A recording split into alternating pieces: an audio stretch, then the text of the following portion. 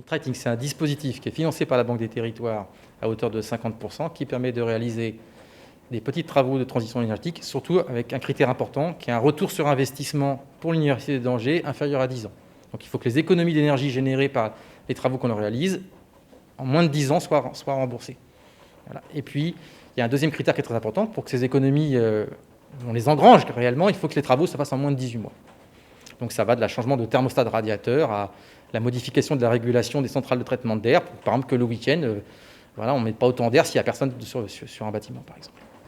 Donc le montant investi exactement, c'est 1 162 000 euros, à part égale, la Caisse des dépôts, Banque des Territoires et puis l'Université d'Angers.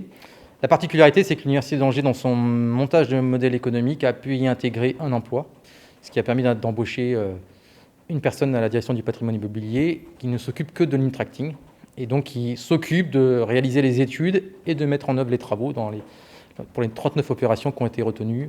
Sur l'e-Tracting, on le sait, on a un chiffre, c'est 166 tonnes de carbone économisées par an. Donc l'e-Tracting, ça a pour objectif, c'est un fonds.